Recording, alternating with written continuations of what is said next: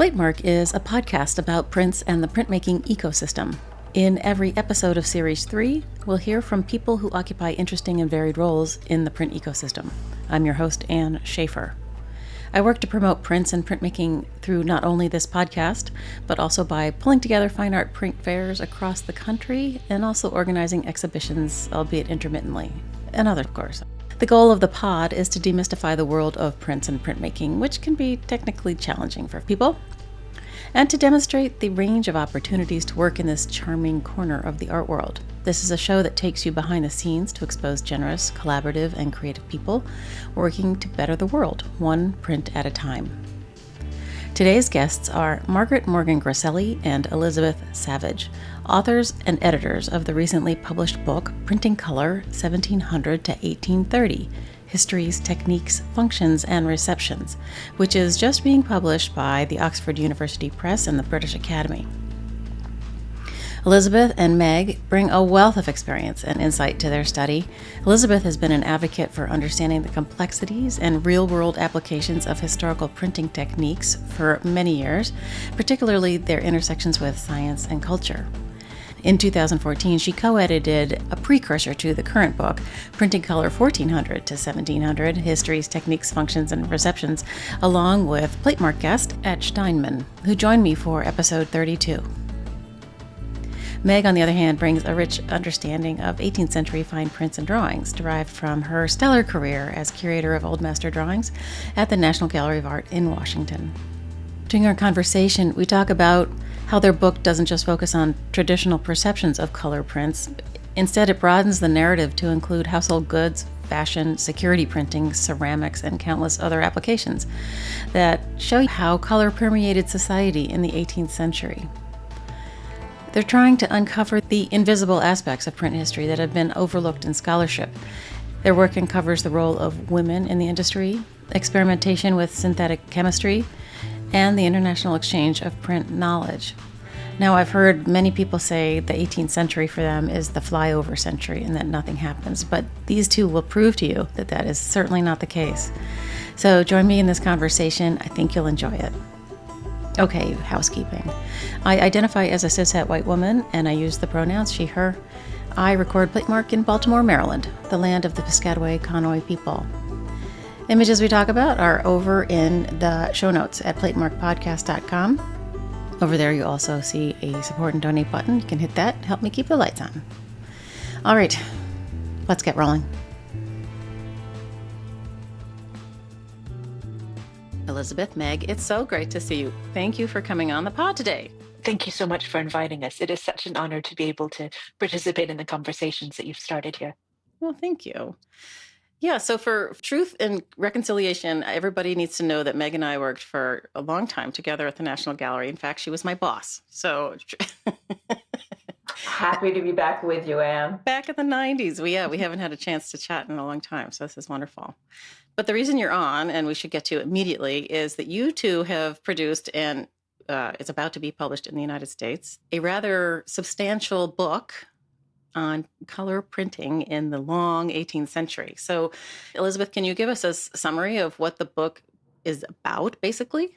It follows on two threads. It follows on Meg's foundational work for color print research at the National Gallery, with her landmark exhibition of fine art printed in color in France, and on a project I had worked on previously, Printing Color 1400 to 1700. And we realized after a conference on printing color in the long 18th century that I had organized with Ed Steinman, that there's a lot left to say, a lot left to be said.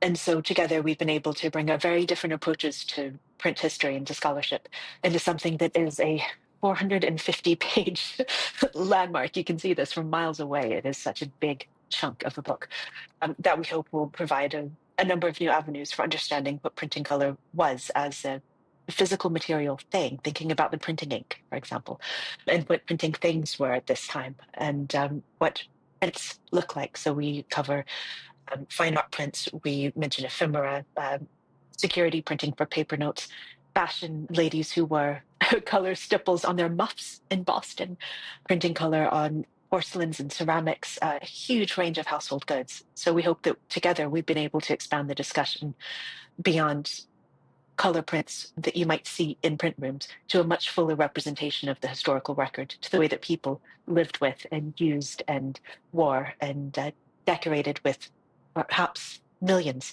of color printed impressions in the long 18th century. I didn't read all 450 pages, I confess, but I was really glad to see that you allowed room for the deep dive in sort of the science of pigments and inks, and also for papers, and also how all of that stuff interwove with, I mean, it's all dependent on each other in order to move forward in terms of discoveries and inventions and new ways of doing things. Like, it was so thorough and so all encompassing. I think it really does a great job of explaining what the heck was going on, because it was monumental what was happening in the 18th century. It was monumental, and it's become invisible. Print history as a field and book history as a field started around 1800. This is when neoclassical tastes were removing color. Caviceppi in Rome had huge workshops that functioned to systematically remove paint from the bits of classical antiquity that kept being dug up, to restore it to a pure state that really looks unfinished. It was around 1800 that collections of books and prints as valuable historical artifacts started being formed. David McKidder has said that this is at the moment when old books start being cheap and started being expensive. And the same thing applies to prints. So at the moment that our fields of print history were founded, and the large-scale private collections of this historical material that's still the backbone for scholarship were founded, color wasn't liked. People searched for black impressions because the color hid the art of printing. And color in collections today is often not cataloged, or if it is, it's unfortunately colored as an impression. And so Meg and I have done what we could to restore the idea of color as something that added value, aesthetic and financial, in terms of security. There are many, many ways color functioned at this time, and that printed color specifically functioned. And that importance has been systematically ignored as a function of how our fields of research have developed since they were established around 1800. It's fascinating that people were actually in control of removing color and trying to establish some aesthetic that wasn't really reflective of its history. Like, who does that? Meg, what is happening? I don't understand. I wish I knew why people removed color, because obviously I love color. I love color in prints. The 18th century is bursting with color in every field, and that it comes out in printmaking so completely. I mean, all the inventions that go along with printing color, not just the inks and the printing presses, but the various techniques. I mean, the four-color separation printing that we do still today was invented at the beginning of the 18th century. And they were doing it optically, just how much yellow here, how much pink there, how much blue. It's extraordinary. And what that unleashed at the beginning of the century was this one invention after another, from chalk manner to wash manner, aquatint, lithography at the end, which is black again until chromolithography in around 1830, but color dominates. And when Elizabeth and I were working on this book and called for papers, and we got all of these offerings on not just printing the fine prints that I knew about and that I loved, and not just France and not just England, but what was submitted was astonishing and led into this volume that we had no idea at the beginning what it would look like at all, and had no idea that we'd have a chapter on printing on ceramics, printing on wallpaper, printing on bookends, the fly leaves, textiles, and then printing in Russia, color printing in Russia, color printing in Scandinavia, color printing in Italy. And in rural areas. And in rural areas as well. We have some of the first research, we believe, that on the networks and producers and users and buyers of color printing in rural networks of print selling. It's not just about London and Paris. It is huge, international. So we discovered a huge amount. I certainly learned an enormous amount. And when it finally came at the end, this was a very long project. It was interrupted by COVID, seriously, and it took a lot longer than we had hoped. But in the process, all of this came together. And at the end, as you read through the whole book, looking for all the errors and everything else, but all of a sudden it really came together as what we had achieved without necessarily intending the final result that we got. It was staggering. It was very gratifying to see, before it actually came out in book form, to see where we had gotten and what this contribution was going to be. One of the things I'm most proud of in this publication is that there were significant delays due to COVID. Without COVID, it would have been out possibly late 2020. And there were a number of challenges that COVID brought up far beyond what you might expect in other contexts. But everybody who was participating in this project was able to make the contribution to scholarship that they wanted to make, despite even substantial delays due to ill health for significant periods after COVID, for example. We decided to prioritize the complete picture here and ensure that every contributor was able to do what they had envisioned to make this collaborative effort to reestablish color in print cultures in the long 18th century over a quick turnaround. And I'm absolutely delighted that the British Academy supported us in that and was flexible with the deadline in order to allow us to make this giant 100,000 word monster that eventually turned up in the end. When you started, did you expect it to be focused mainly on Paris, London, and the fine art print? I'd hoped it wouldn't be. Yeah. I mean, this sprang out of a colloquium back in 2018 that, as Elizabeth said, Elizabeth and Odd Steinman put together. And at the time, the papers covered a good deal of territory. Not all of the people who presented offered papers, and people who had not presented offered papers. So the mix in the end was different from the sessions that we had in London, but benefited from, I think, the word getting around of what we were doing and what that colloquium had done. We were very fortunate that for several of these different chapters, the person who came forward was the expert in the field.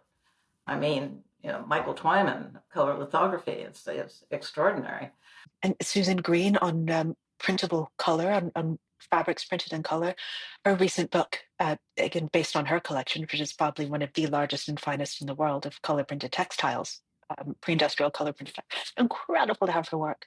Sid Berger and Michelle Clunan, who are the world's foremost collectors of decorated paper, the experts on that, again, were able to contribute based on completely unknown material that is in their collection, which is now at Texas A&M. So it was incredible to be able to work with the leaders in the field and also with people who are curators, people who are heritage scientists, people who are postdocs, and special collection librarians as well. So it's a real range of voices. But this also points to both of you, your reputations as leaders in the field and your ability to attract talent like that, like it was like a confluence of all of these wonderful threads that came together in this giant thing. It's amazing, you guys. Congratulations. It's really something. Thank you. You're welcome. That's really kind of you to say. Well, I mean, that's a lot. It's a lot of people to wrangle. It's a lot of images to wrangle. 350. All full color. Again, thank you to the British Academy for allowing for that. The book is not cheap, but the contribution to scholarship for printing color is in the color. We're very grateful to the Academy for allowing for this. I don't think they've never backed a project like this. Is that right? No, never. 350 images in color, and it had to be decent color. I mean, you couldn't just throw it on the page. It was something. Elizabeth was the one who applied and got the approval from the British Academy that this is part of their proceedings. That was huge to start with, and then the Oxford University Press was, at the time, was their printer, and they put out a book that we can actually be proud of. And not just for the contents, but actually for how it finally was produced. And their backing went a bit behind the scenes. For example, they changed their template or their format to accommodate the page size and the Yes. different margins that are used in this book. So they really invested heavily in supporting the kinds of visual scholarship that we undertake here. Wow. Yeah, because you can't really have a book about color printing without color images. No, and of course there were limitations for the number of images each author could have in color, but in the end, it's a wash, completely filled end to end. I think it will give anybody who dips in or anybody who leaves through the whole thing a whole idea, a new idea of what 18th century printing color is all about and the vast array of things that were involved. And as Elizabeth said, we're dealing with millions. I mean, we think about fine color prints, rare in the very, very best impressions. They're not uncommon in ordinary impressions or in poor impressions, but that's what we're familiar with. That's what most of us are familiar with. And that's what I certainly was thinking about in printing color in the 18th century. So imagine how my head exploded with discovering all of these other things. I never thought about printing on ceramics, never really thought about, yes, printing on fabric because we dealt with that a little bit at the National Gallery in the print collection.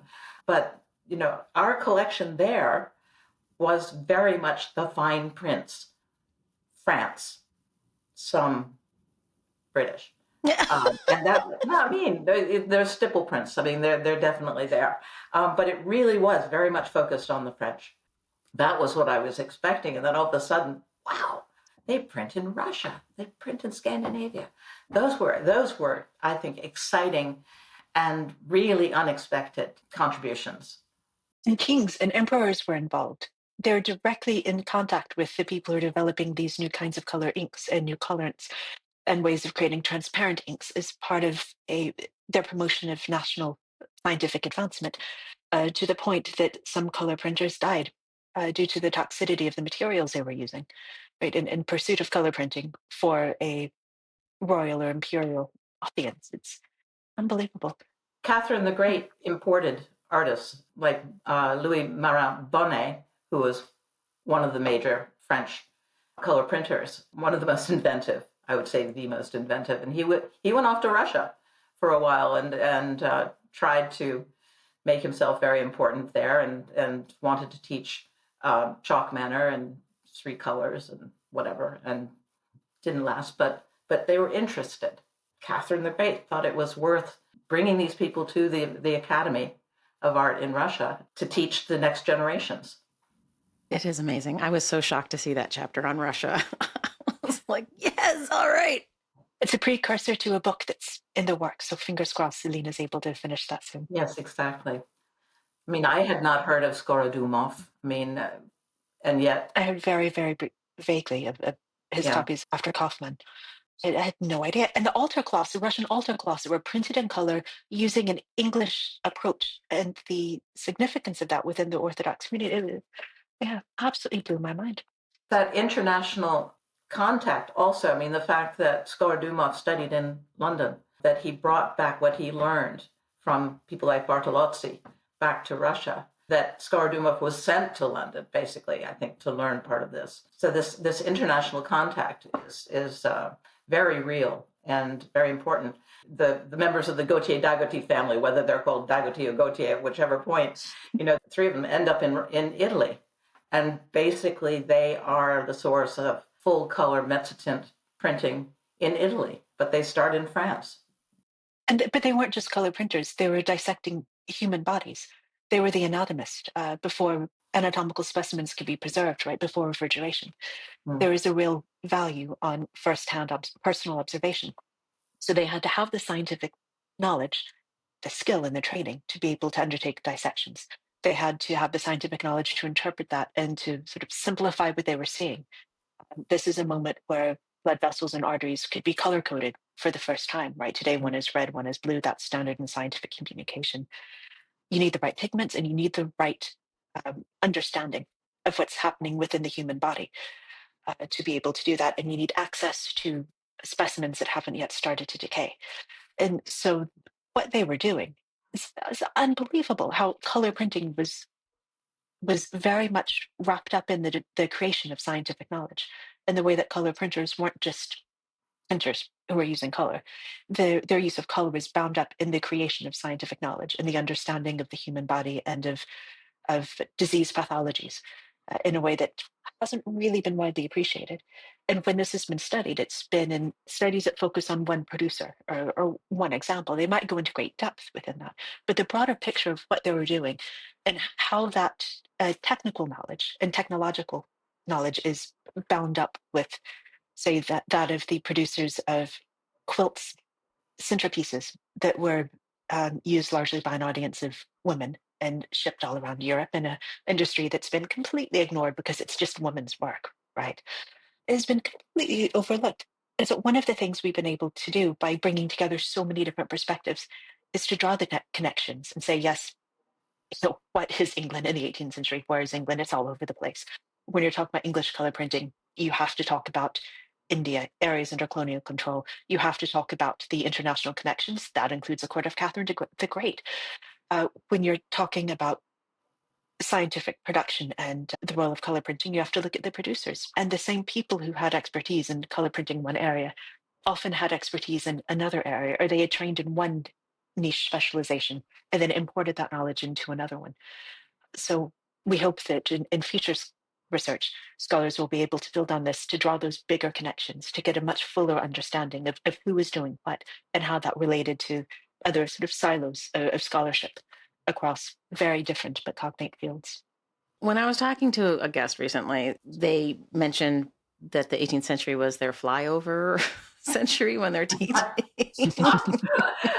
And I feel like this book blows that wide open, which is so exciting. But I'm also just fascinated by the whole idea that nothing happens without anything else. Like the whole Industrial Revolution is informing this part, and like all of the things, science, the Enlightenment, quote unquote, the Endarkenment, as I like to call it, the colonialism, all of that stuff. It's so rich. And I wanted to get one of you, I don't know who should do it, to help us understand why it is referred to as the long century, the long 18th century. Because I think that's so interesting. I think it's similar to that point of where is England? England is everywhere. It depends how you define it. If you define England geographically, you're looking at some islands, but then there's some issues around that. Of mound type territory. So how many islands? Where is that? If you're talking about areas under control, you're talking about a huge, huge swath of the globe. If you're talking about English culture as a cultural power, however you define that, and I am not the person to do this, then you again have a very international understanding of where England is. And when you're talking about when the 18th century is, and it depends. It depends on the parameters you set. We're ending our 18th century with 1830. Generally speaking, the hand press period in print history is taken to be Gutenberg until the industrialization of print. There were several experiments, but the first commercially viable full metal printing presses, which transformed print production, right, slashed the amount of physical effort into a percentage of what it was using wooden common presses, happened around 1830. There are innovations in ways of applying ink, including a kind of roller using treacle composition rollers. So you could ink a lot more very quickly. You could print it very quickly. And there were new kinds of logistical possibilities that didn't exist previously that meant you could reach huge, widely distributed audiences basically overnight. So Gutenberg to 1830 is considered the hand press period for print history. I think that the term hand press period is not great. There's a very long history of printing, even in Western Europe before Gutenberg, but that was manual, it was printing by hand. But that continued through the hand press period. The hand press period, you could say, continued until the First World War. In some areas, there's still printers today, a very, very active, thriving community of hand press printers. But so let's say 1830, so pre-industrial, before the possibility of industrialization for print. And then 1700 was taken as a starting point because the previous book was 1400 to 1700. That's around the time there were some real changes. There was a shift from relief to intaglio is the main technique for artistic production in print. And that's also when there was around the time that this four-color mezzotint developed by Leblanc.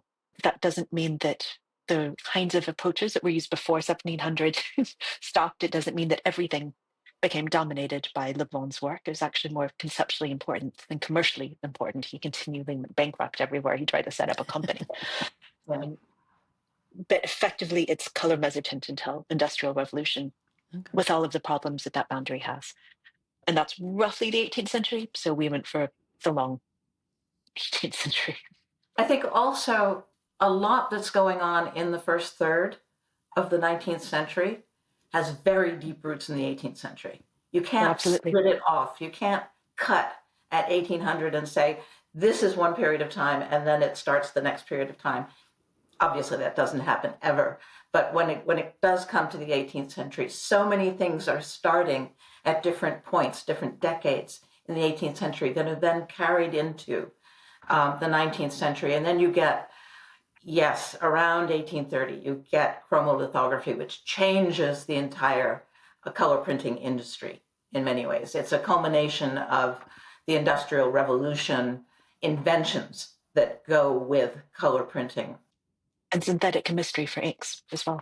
Also. So there's a lot that is taken straight up to 1830. It's not a completely arbitrary number.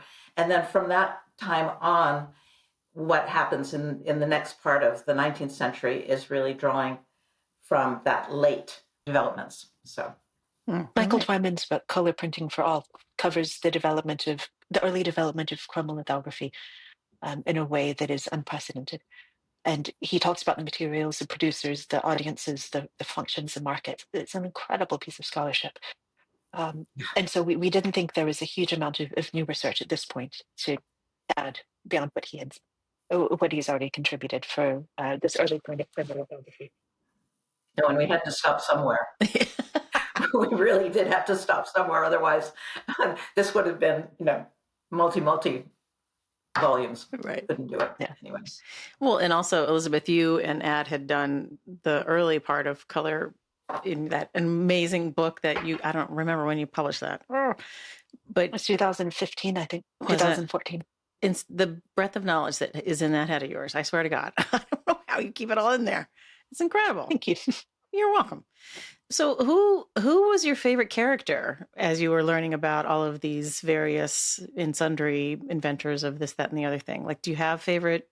I mean, in the 18th century? Yeah, like the casual reader should like zoom in on Leblanc or the Gaudoti. Women.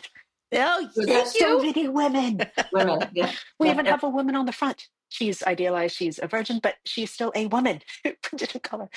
But there's so many women who are producers and users in specific markets for color printing, including the centerpiece of quilts, the muffs, the fashion, the textiles. Women were inking in color. They were color inkers. Roger Gaskell, who didn't contribute to the book, but very kindly agreed to let us highlight some of his ongoing research. This is going to be an incredible book when it's out, of how a woman was not only responsible for helping to refine the creation of natural science, the taxonomy of plants through the use of color in printing, but she created the models for the alu-bupe inking, and that's another difficult term, but basically painting the plate with ink, daubing different kinds of colors on. So we have her models of the templates for the other color inkers to follow.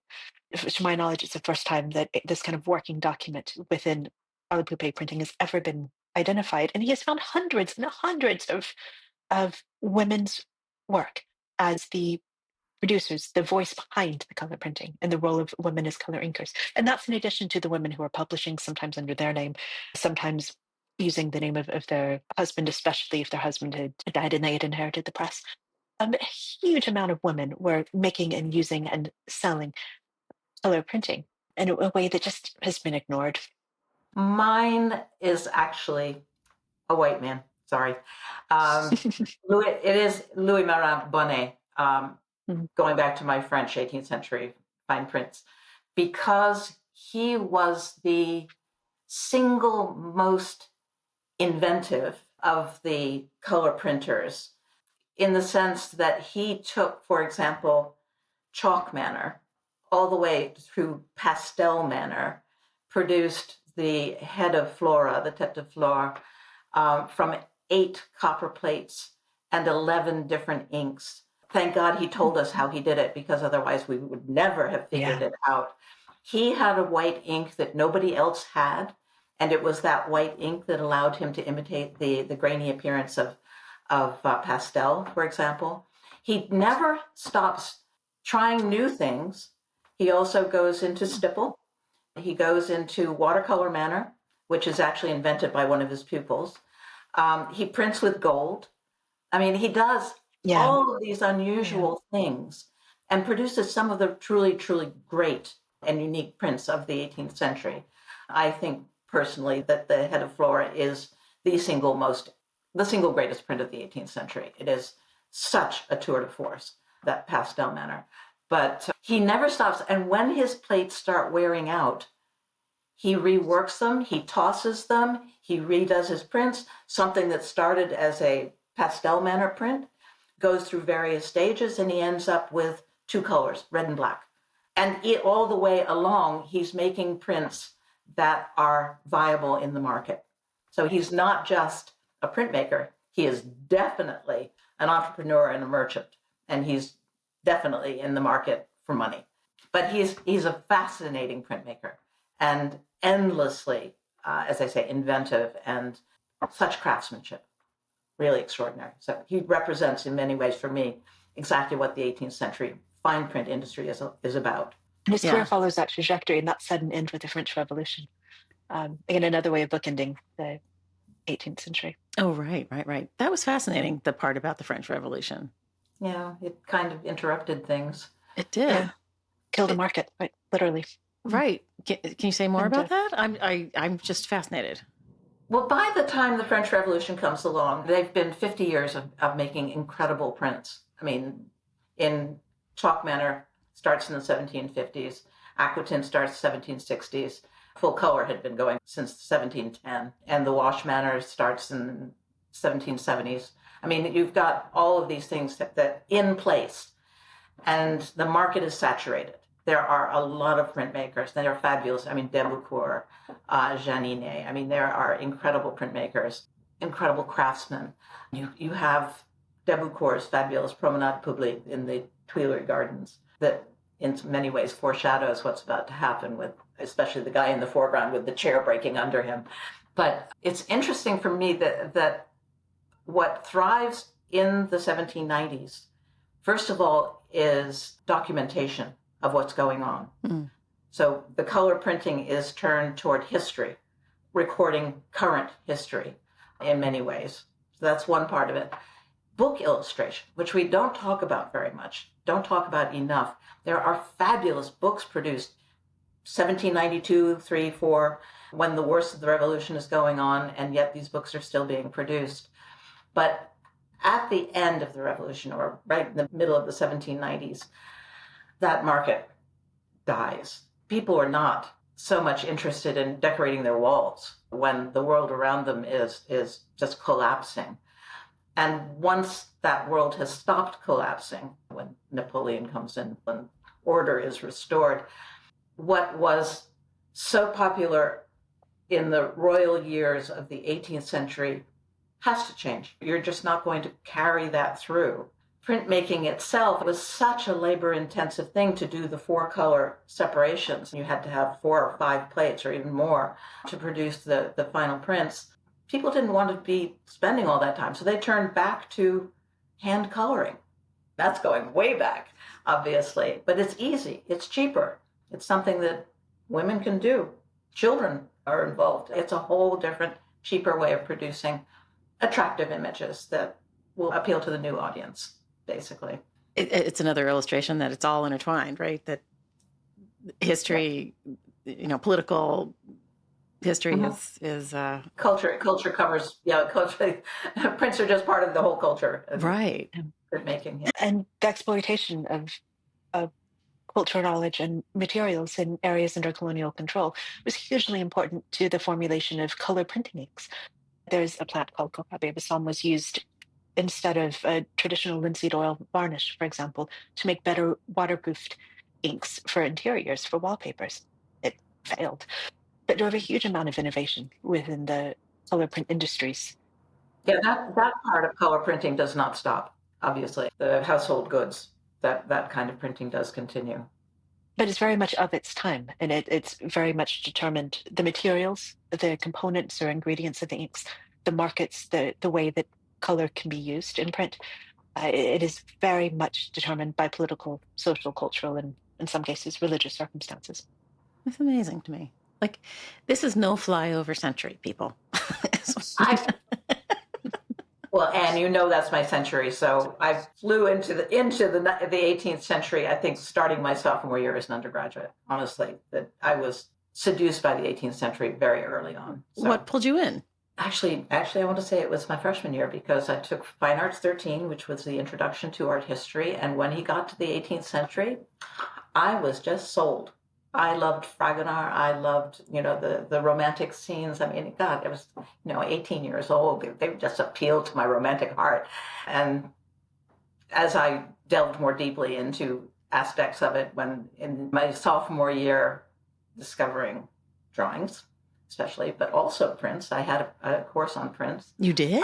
It was the 18th century works that just made my heart go pit-a-pat all the way from the start. And, it was just love at first sight. Wow. And I'm still there. I mean, wow. I come out of the 18th. I do spend more time in the 19th century now than I used to, for example. And of course, you have to have the whole lead up to the 18th century. You have to, educate yourself. It's okay. No, the 18th century is just near and dear and always in my heart. So, yeah. Meg and I were cohorts at the National Gallery. Meg was the head of the Department of Old Master Drawings. And because I was under you, even though I was basically cataloging whatever came in the building. Prints and drawings, yep. Prints and drawings, right? I always think of you as the 18th century French, very much in that, but drawings only. Yep. And so when I saw that you were doing this book on printing, I was like, what just happened?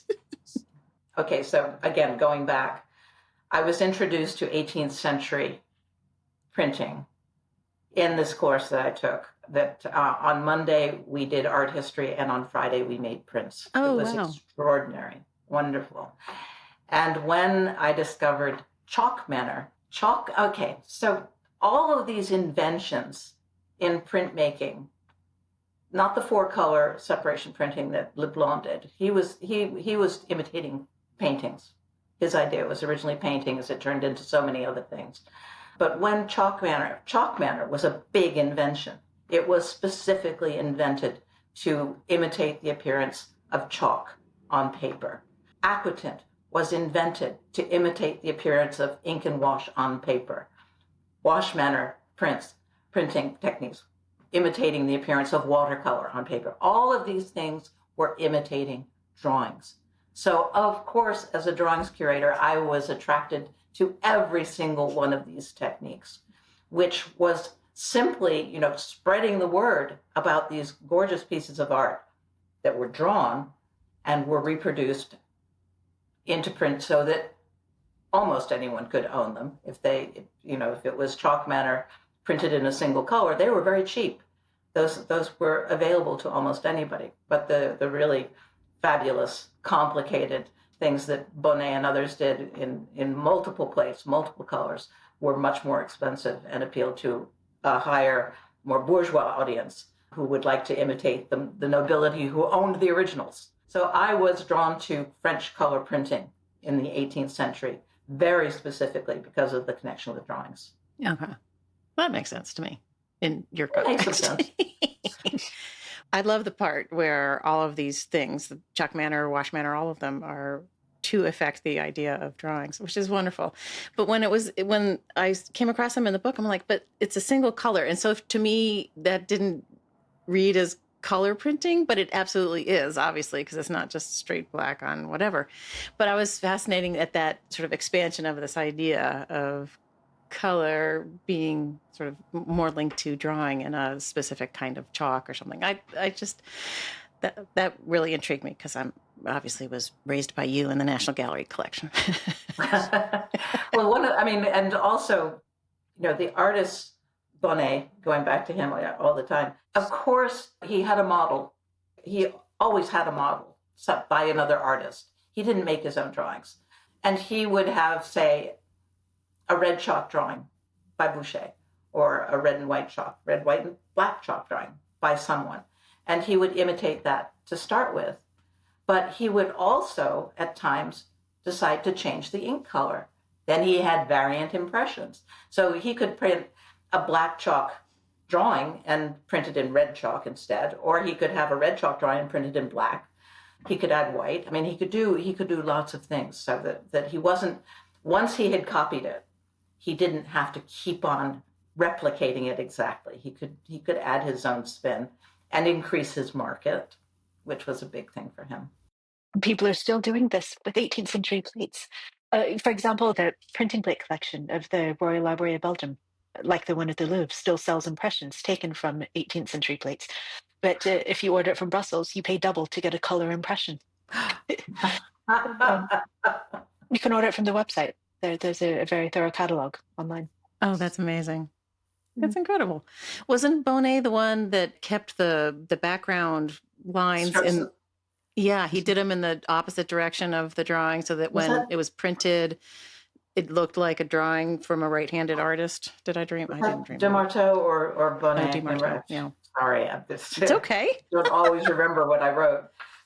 It was actually Demarteau. Oh, okay. Gilles Demarteau, who was Bonnet's greatest rival. They were the two great chalk manor print dealers, print makers.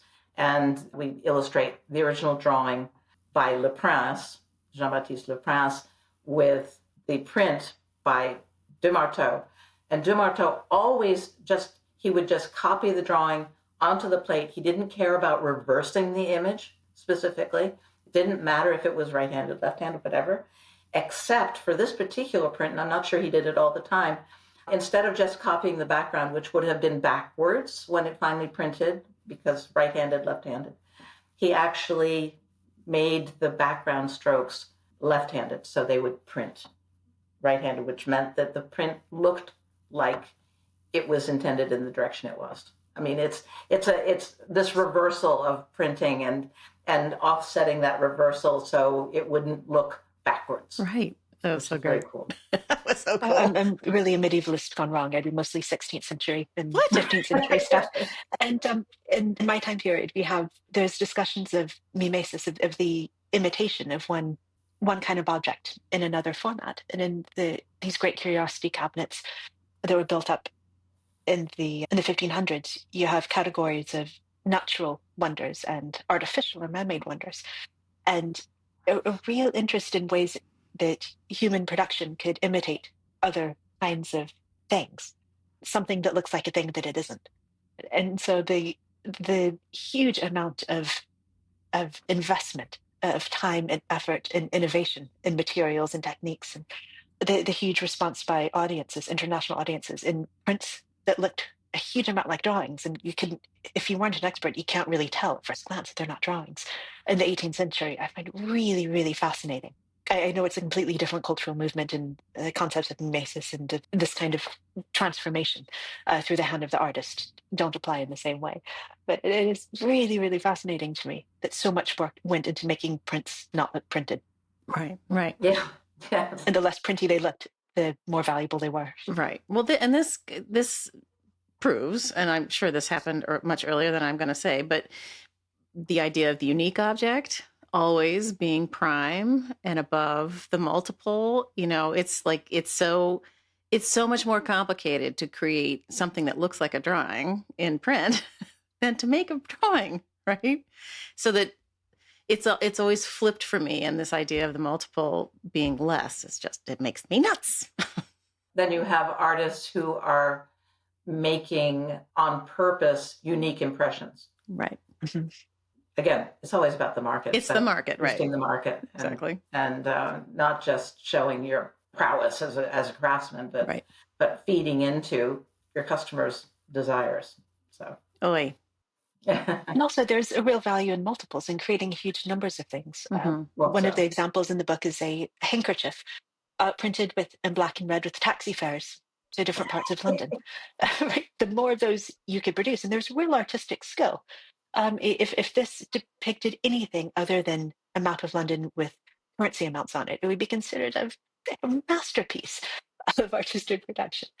There are objects like this, where it's the multiplicity that gives value and the distance from a single artistic producer. The innovations in color printing currency and lottery tickets, kinds of security printing, for example, as well, gain their value from being multiples. And for so many of the examples that are discussed in the book, the practical use is, in a way, can devalue it to a collector. You wouldn't expect to see these things in a major national print collection. But if they depicted anything else and didn't say lottery ticket on it, the incredible amount of artistic skill and the incredible amount of printing skill that they attest would blow art historical narratives out of the water. Yeah, I think you're right. I'm dying to talk to somebody who works at the Treasury Department making engravings for banknotes. So if anybody knows one, let me know.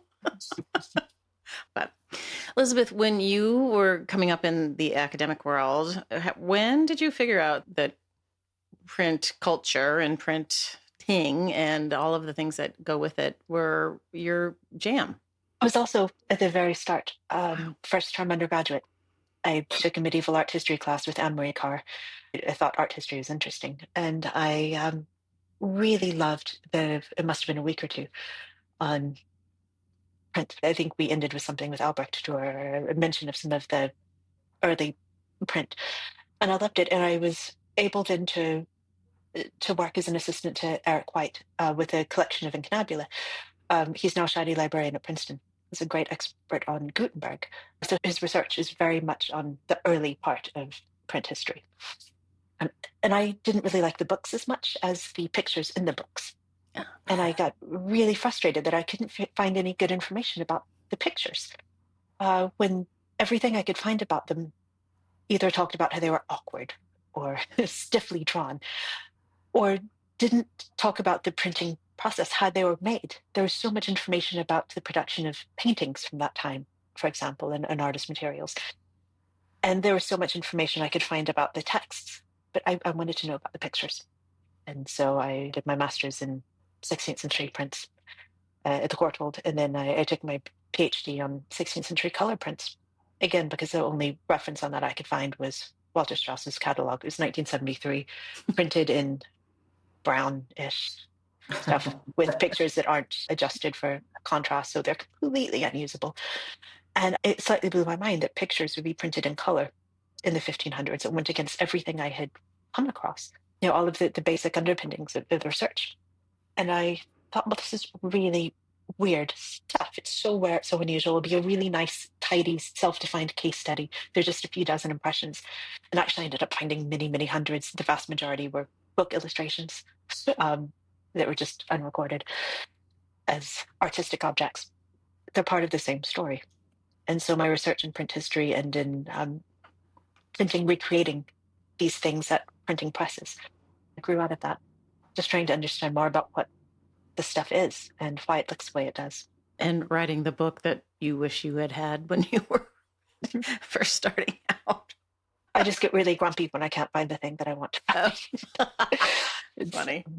Can I just say, without too much flattery, I learned a huge amount from Elizabeth because of her deep knowledge about printing, about the machinery involved in printing, the inks. I mean, her contributions in the book have a lot to do with those, especially.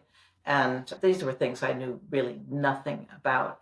And it was true also of our various contributors that I was learning so much from other people's expertise. And so I felt so fortunate.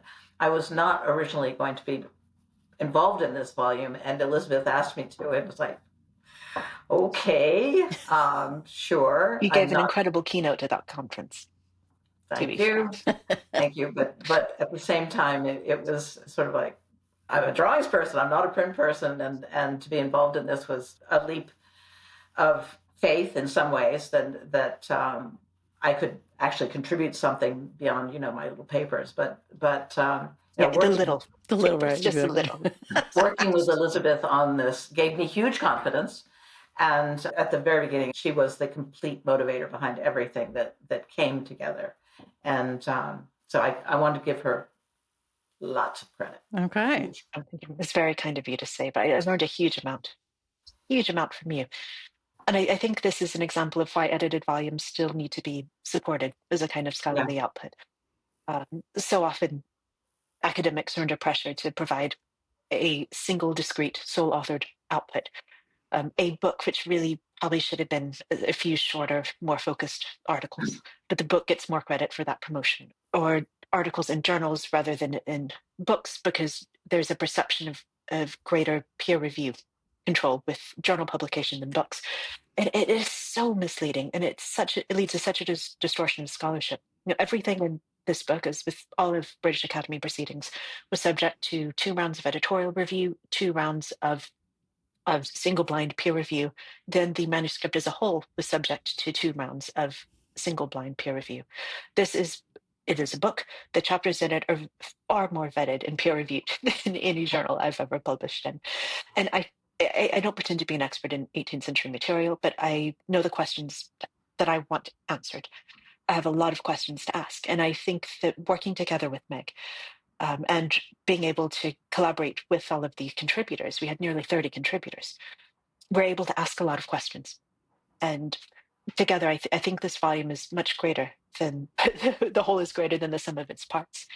And part of that has to do with, what is England? Where is the 18th century? How do these networks reveal themselves when you're crossing silos of disciplinary scholarship and you're crossing that divide between special collections librarianship and museum curatorial work and private collectors, and how do you bring this all together? So it was a project in which I've learned a huge amount, and a large part of that is from Meg's expertise. But I do think of this as a very large-scale collaborative project with all of the contributors. Yes, that is, I think, probably, we can wrap it up with the last question, which is, what's involved in being an editor of it? I mean, I know how it started. It was a colloquium. You guys were answering some questions, and then all of a sudden it became this thing. But in the nitty gritty of it, you were vetting the papers that were coming in, but then you were writing your own things. So you're busy doing that. Like, what's the special sauce? I don't know how this works, because it seems really complicated. 5 years. Yeah. It wasn't intended to take 5 years. Which was because of COVID, not because of anything else. But it's a funny kind of process where, at the beginning, I mean, if COVID hadn't interfered, things would have been different. But at the beginning, it evolved somewhat slowly. It's accepting or not accepting certain submissions and trying to organize everything into meaningful sort of sections so that the chapters kind of fall together. And soliciting others to try to fill gaps there's no way we can be encyclopedic. There are huge gaps in this project. There will be in every project, but trying to identify what gaps we could fill in a meaningful way and trying to ensure even coverage of the questions that we wanted to ask. But we didn't end up inviting too many people who hadn't submitted originally, in my memory anyway. The big crunch, I mean, the authors were really good, very responsive to suggestions, to requests to proofread everything, go through, submit it by a certain time. We did a lot of critical reading. We did a lot of not just proofreading, but critical reading where you actually go and check things. And where something doesn't quite make sense and you ask the question and you go back to the author and discover that, oh, wait a minute, this print that's dated here actually doesn't come from the set of prints that you said it was from because they're from earlier. So you discover that, in fact, oh, well, it comes from a totally different book. Thank God for the internet. Can I tell you, as especially in the last year when we were doing a lot of checking, having the internet, oh, my God, what a gift to be able to find, okay, this print has the wrong date for this book. Where could it belong instead? And say, oh, hello. And you go back to the author and say, by the way, this is the wrong book. And that meant running up against some conventions in various fields. A large part of the work wasn't dealing just with a single chapter, the research in chapter, but thinking how that affected the research that was presented in another chapter, and then how the redating of this in this chapter would affect the dating of that. And then in this, and maybe the collection Smithsonian, a different date's given. Why is that? Then you have to trace back and talk to the contributors and make sure that there's internal consistency and that they're each aware of the research as it's evolving as a whole before publication. we were the only ones who were reading it cover to cover, basically Wow. front back. And that's when you realize the resonance between different chapters, and you have to pull that out and mark it down for the reader, or where one person gave dates for an artist and the dates in another chapter are different. And then they follow different authorities, one for maybe the Searle Thesaurus for book history libraries versus the Getty Union list of artist names for museum and art historians. So it's not just a matter of fact checking, but about thinking about the conventions that follow the disciplines that shape the disciplines that the contributors follow as research evolves in their own chapters. It was pulling out those details and making sure that the details actually matched was a big effort toward the end, and takes time. But because we had 28 different authors, because at the beginning we didn't really get, unfortunately, a good set of directives as to what style to follow, there were some problems adjusting, and that happened. Unfortunately, that kind of continued all the way through, but I think we caught most of it in the end. There are always going to be typos. Always going to be errors. Always. We did the best to kind of bring everything together and make it into, if not, obviously, not a uniform voice, because that is not the intention at all, but to make the diversity of voices is actually really important to the kind of scholarship we want to. But to make sure that it flowed in the sense of following the same conventions and having the same basic information about artists or inventions or whatever was happening. But agreeing how to format the captions in a way that didn't offend anybody's discipline. That was an accomplishment. Everybody had a different way of doing it. And nobody is wrong. That's more to say. You have to be very respectful of the different conventions and expertise that people have, but different fields work in different ways, and it's hard to make that crosswalk between all of the fields. Information about the production or about the inks or about the paper, whatever, all of that might be very important to one author, less important to another, included by one author, not included by another. And so that kind of adjustment to make sure that it all made sense. I mean, we, as Elizabeth said, we tried to be very respectful of the authors. I think we succeeded. I don't think we had anybody flying off the handle.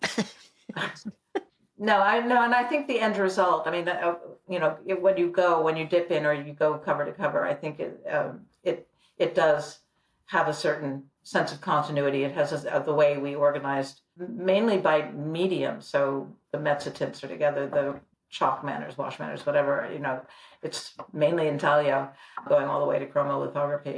It's rich. It's very rich. And a lot, I think, that we can be proud of, even if, yes, there are going to be mistakes and errors and whatever, that they'll crop up. They do. And I think it opens up the room for so much more research into women as producers and consumers of color printing.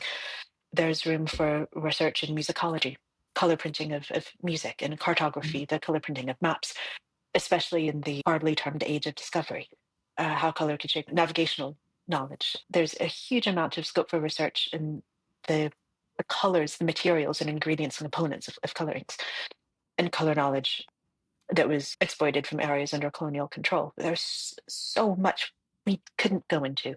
And part of the editorial struggle is limiting the discussion to a set of questions that we decided were important to answer, that we felt we were well equipped to discuss, that we could provide structure for. But certainly the intention is that this serve as a starting point or a basis for a lot of further growth in the study of color printing in all aspects of it. There's a lot going on in color printing right now. I mean, there really is a lot being done. And the hope is that all of these different parts will encourage more young scholars to move into this field and to do more research and to build on what's been done so far and to take us into whole new areas of understanding and research that needs to be done. My PhD supervisor, Jean-Michel Masson, I would say that the greatest compliment he could ever be paid is if his students exceeded him and proved him wrong. And the greatest compliment a scholar could ever be paid is to be proved wrong, but ideally by somebody who had access to more resources than you did, and a few years down the line. I hope that everything we say in this gets proved wrong, ideally in a few years, maybe in a generation or two.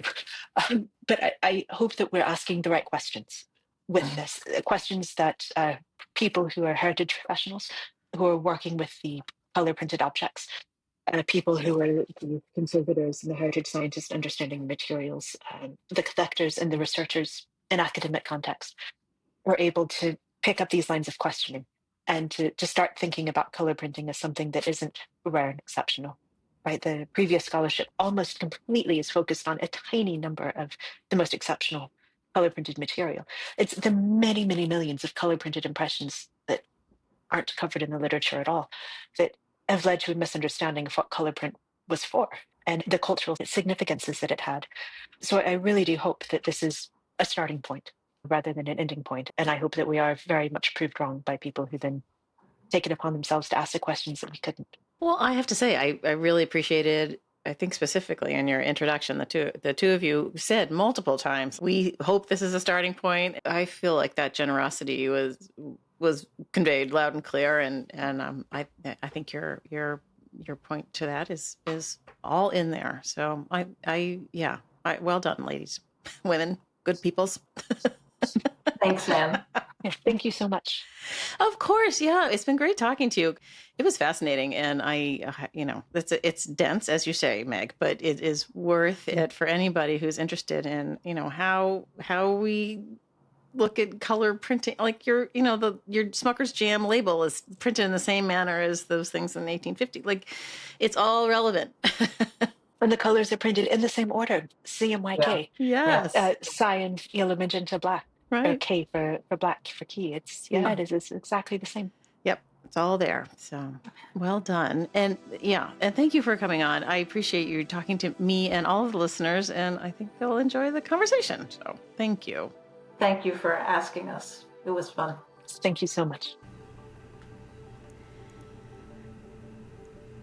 I would love to thank Meg and Elizabeth for joining me on the pod today. I find the 18th century to be quite fascinating and surprising for those of us who have formerly considered it the flyover century. Many thanks to them for coming on the pod today. I hope you enjoyed their conversation. And also, of course, as usual, I need to thank Dan Fury of Extension Audio for being my sound guy. Thanks, Dan. And also Uncle Michael Diamond for the use of his original music. And lastly, Skip Barnhart and Lee Turner for sending sounds from their studios that incorporate into the soundscape at the top and bottom of each episode. You can head over to platemarkpodcast.com to find the images that we talk about in this episode today. And also you can hit support and donate for me. Help me keep the lights on. Oh, and lastly, there's a listener survey you can take for me. It'll help me guide the future of the pod. All right, we'll see you next time.